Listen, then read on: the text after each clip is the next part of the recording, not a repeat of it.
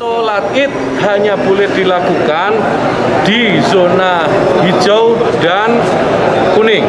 Itu pun dengan protokol kesehatan dengan pembatasan 50%. Kita minta masyarakat untuk sebaiknya sholat Id di rumah masing-masing saja, tidak apa-apa. Karena sholat Id ini hukumnya sunnah. Hukumnya sunnah, sementara menjaga kesehatan, menjaga keselamatan diri, keselamatan keluarga dan lingkungan itu hukumnya wajib.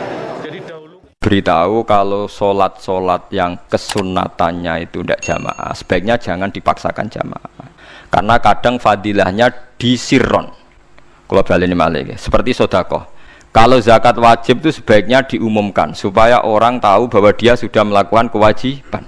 Tapi kalau zakat tidak wajib, sebaiknya sirron, sebaiknya rahasia. Begitu juga sholat jamaah itu kenapa baik di sholat fardu?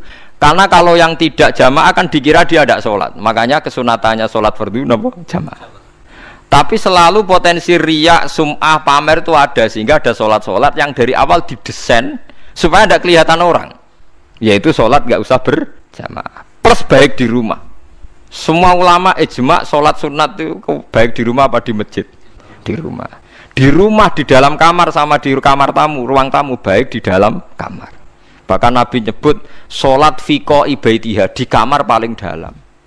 Nah, bagaimana mungkin sholat yang sudah didesain sirron begini, misalnya kayak tahajud, disunatno bengi-bengi ben ra wong roh, disunatno ning jero kamar ben wong ra roh. Jebule jamaah kan jadi aneh kan. Tapi kan tentang ya goblok, barang apa kok mbok tentang. Ya tapi kowe tenanan ya goblok kok ora sunah Nabi gitu, paham. Mulane nggak boleh takut itu yang jenengan takut kok ngubang-ubang. Lah makanya aku wong alim dadi bingung. Bingungnya aku mergo akeh ilmune ora kok koyo bingungem. Tapi sing jelas peminat ibadah kelon itu lebih banyak. Niku mau sing mesti niku. Karena Anda harus sepakat kan kelon niku napa? Ibadah. Kita sepakat kan.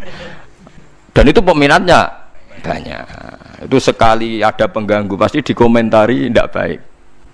Padahal pengganggu nih ngajak tahajud. Itu akhirnya kan tahajud jadi korban dikomentari gara-gara penggang. Nah itu yang saya tidak senang.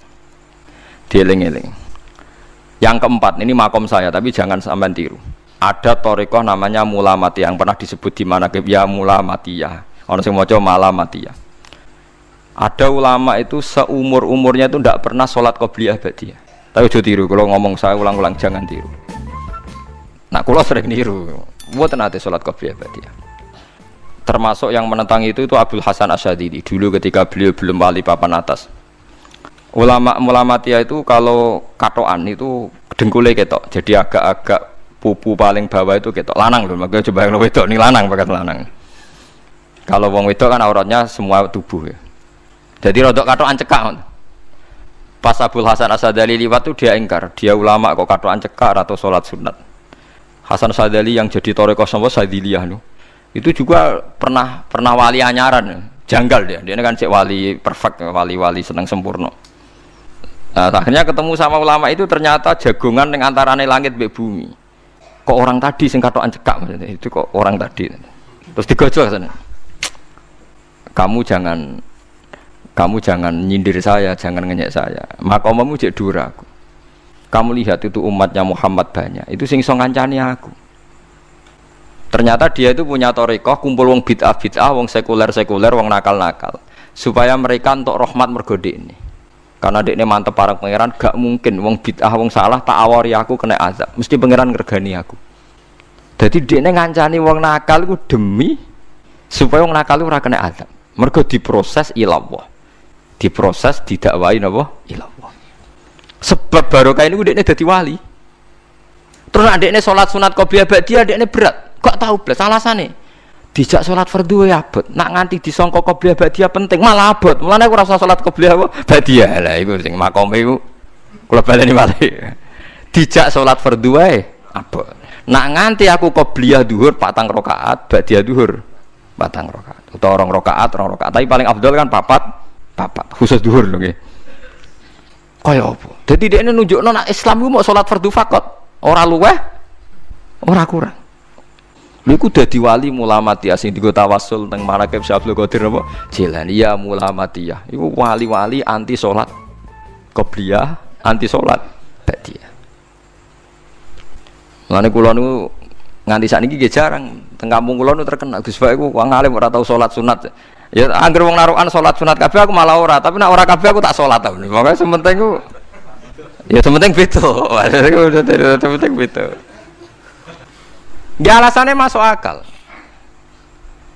Alasannya masuk akal. Maka itu Abdul Hasan Asy'adzali pernah juga diingatkan wali-wali yang lebih senior. Begitu juga Abu Yazid Al-Bustami. Beliau juga pernah dipermalukan wali-wali agak preman.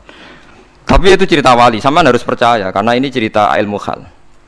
Abu Yazid itu seorang wali besar, makanya kan masyhur banyak santri namanya Bustami itu dulu tafal sama Abu Yazid sinten Al-Bustami. Itu dia wali Menara Gading, dia yang ngajar di pondok awalnya begitu ngajar, pokoknya jadi wong saleh. Niki cerita, sing cerita kula nggih kiai-kiai. Cuma nak cerita niki kula ora roh referensine, tapi kula nate diceritani. Nah sing tadi saya tahu kitabnya. Jadi fair secara akademik sing wau kula roh kitabe. Nah niki jare cerita. Tapi kula percaya karena saya tahu padanannya, tidak sepersis itu tapi tahu padanannya. Dia itu mimpi, ya Allah saya ini nanti di surga bersama siapa. Saking yakinnya dia soleh, jadi mantep papan atas, gak pantas ono sing baturi dekne napa ning swarga. Mbak pangeran dijawab, wis ngono mbak Ruhin gitu. Ternyata si Ruhin ini yang ditunjuk di mimpinya itu orang yang kumpul wong mabuk-mabuk di warung mabuk, warung flare, terus dia ke situ tanya Ruhin yang lain gak ada ya keriting ndak itu ya semuanya orangnya itu tok itu ngelek keriting ndak semuanya itu tok. Tanya-tanya nggak ada yang lain terus mosok wali kancaku kok awor wong napa mabuk. Dia akhirnya balik kanan. Wah nak ngono ngipiku kok setan. Terus diceluk be wali tadi. Ya Aba Yazid, ya betul memang teman kamu di surga itu saya ya. Padahal tidak ngomong apa ya memang dikon. Ya betul, memang teman kamu di surga itu saya aja.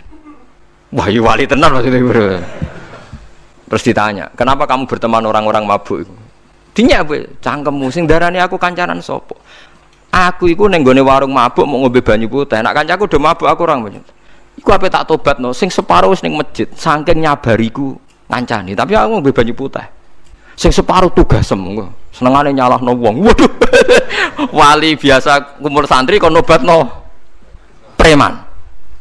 Mergo mangkel dene disalahno Abu Yazid sing separuh tugasem. Mergo sing separuh tak tobat to. Saiki ning masjid serane warung ya.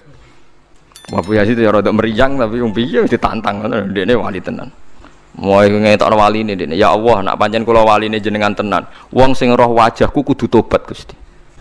Akhire Abu Yazid ngetokno waline. Ora umatem kon ndelok ora iku, nak ora tobat aja diundang Abu Yazid. Wah, padha kata.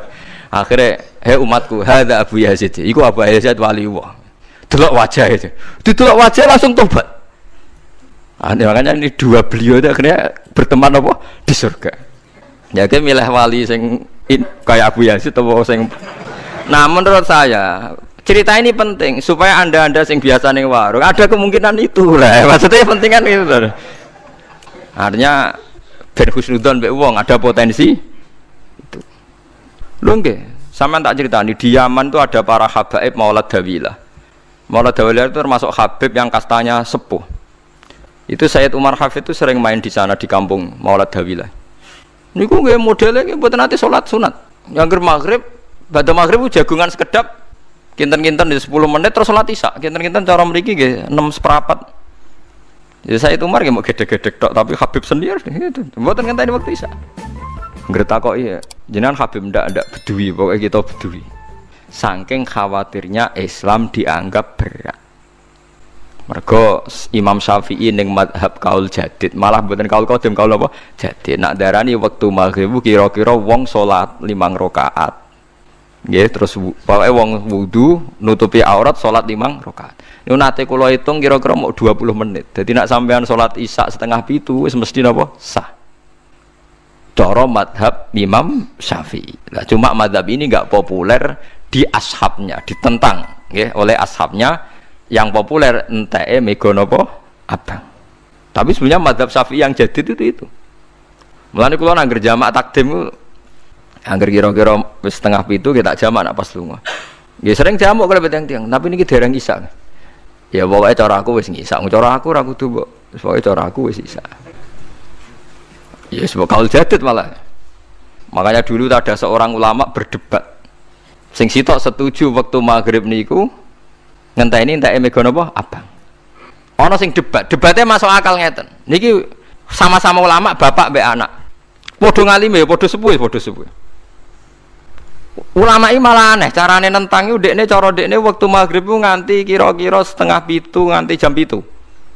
Engko lagi wektu isya jam 7:15. Pokoke dekne moh nak darani wektu maghrib ku cepet moh. Jadi alasannya masuk akal. Pangeran nak gawe biasanya ana kembarane, jadi ana tandingane. Jadi lucu ulama kok jadi. Ulama ya kadang ya lucu. Sampai nak sholat subuh jam piro? 4:30 kan, anggap aja 4:30. Berarti subuh nganti meletak srengenge ada waktu sak jam setengah. Ana waktu pinten? Sak jam setengah. Lah saiki maghrib iku wis surup. Nggih, maghrib napa surup. Kudune maghrib ku di padanan subuh ana waktu sak jam setengah.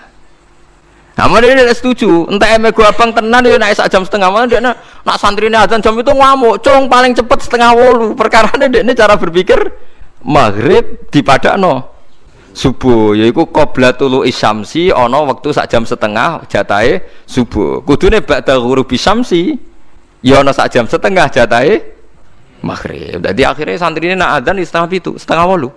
Nak jam itu diamuk tenan. Nak maulad dawilah wali 6:15 wis ngisa.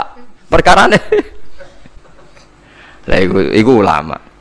Ya semelane ya semacam-macam ulama iku macam-macam. Ya sik anut sing umum, sing penting ora ruwet. Ya tapi wau as-shalat khairun maudhu'un, asal salat iku mesti napa apik. Ya asal salat iku mesti napa apik. Soal kaifiyah macam-macam. Nah, sing terakhir sing masalah kaifiyah yang enggak diterima. Apakah boleh witir hanya 1 rakaat? Jawab Imam Syafi'i, na'am, boleh witir hanya 1 rakaat. Kados kula piyambak barisa seringnya witir namung 1 rakaat. Ya ora ana ndase, ora ana gurine, 1 rakaat fakot. Iku witir sejati, paham? Witir napa sejati. Wah, mergo ora nganggo 3 rakaat yang 2 kan masalah kan? Ana nyicil napa? Nyicil napa? Witir. Jadi kalau tak akali, Gus kenapa nak witir sitok? Lah aku nganggo witir model piye wae ketoke ora sejati gak? Witir napa sito.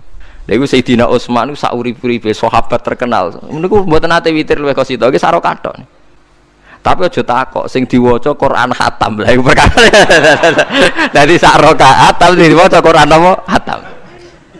Dadi autara bi rakaatin khatama fihal Quran. Dadi sak rakaat tapi khatam Quran. Iku sinten Sayyidina sinten Utsman. Alasan Imam Syafi'i Nabi tahu witir nganggo 3 rakaat. Cara Imam Syafi'i ku gak mungkin sing witir tetep sing guri sitok. Mergo sing loro tetep salatun mustaqillatun, salat sing sendiri. Mulane mulai saniki sampean nak mulai shollu sunatan minal witri rakaataini jami'ah wis pokoke salatu jami'ah ya la haula wala quwata illa billah. Lah kok nak imame sholli sunatan minal witri rakaataini wis muni sak muni-muni mumam wis pokoke aku saiki salat karena aneh secara fikih aneh bagaimana mungkin sholat yang sudah disalami